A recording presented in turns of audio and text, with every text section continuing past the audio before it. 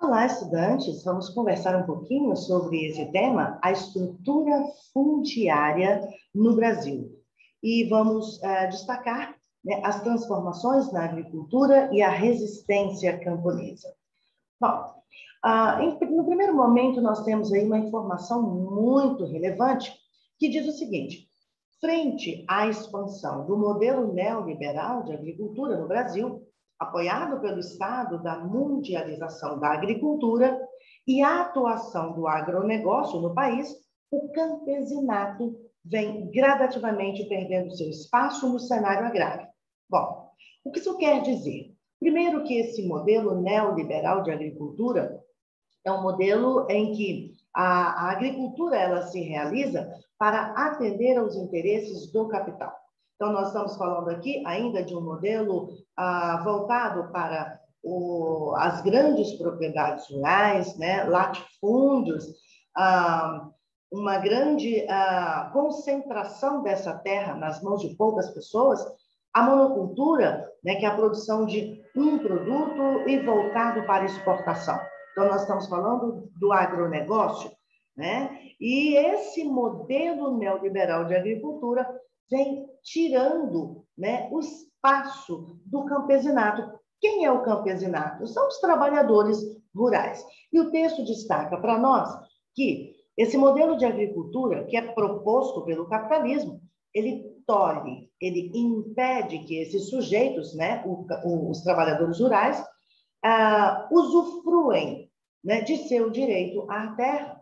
E ainda, os direitos que esses trabalhadores têm de uma garantia ou de uma reprodução de um modo de vida que só o campo pode ditar. Muito bem.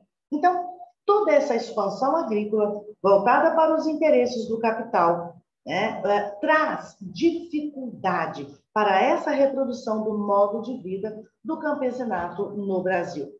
E é exatamente contra essa pressão do capitalismo, é exatamente contra essa pressão, né, dos grandes latifúndios, é que nós temos aí os movimentos sociais do campo.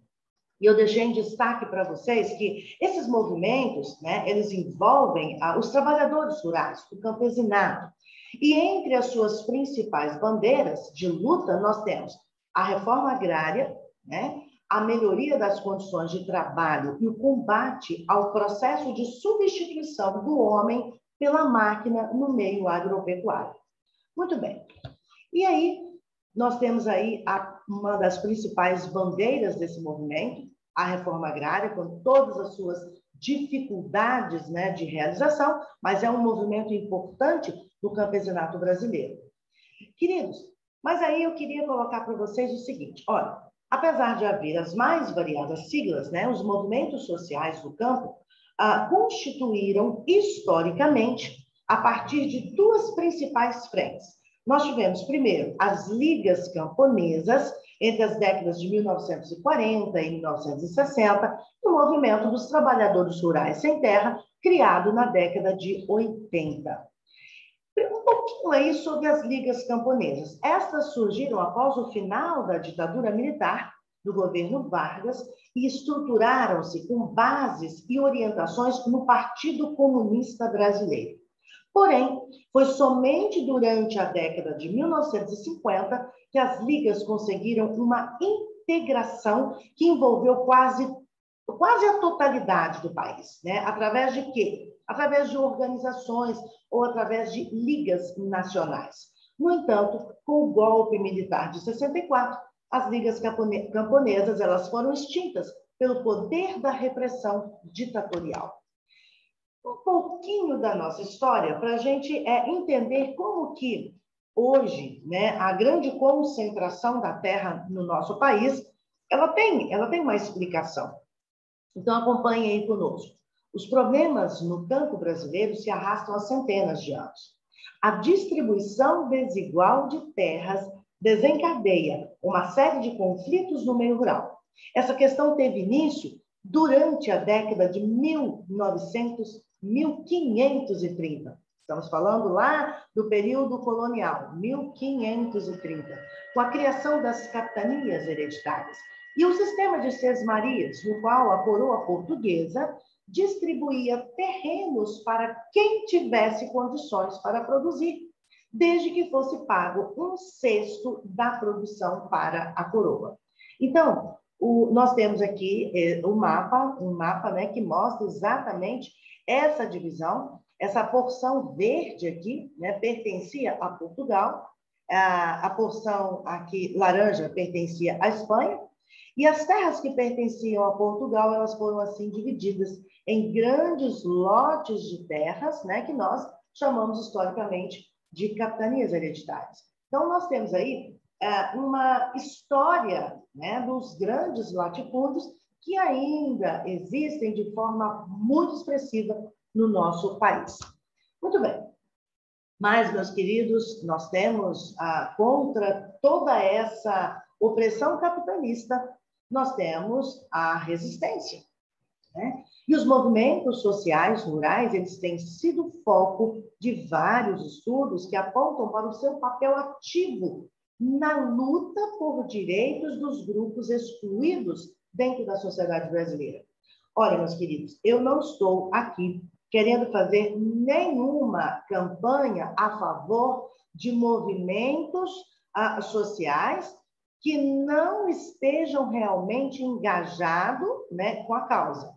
Porque claramente nós temos papéis políticos que são desempenhados dentro desses movimentos, que aproveitam da vulnerabilidade da situação, da vulnerabilidade da população, e acabam estabelecendo, através desses movimentos, seus interesses particulares.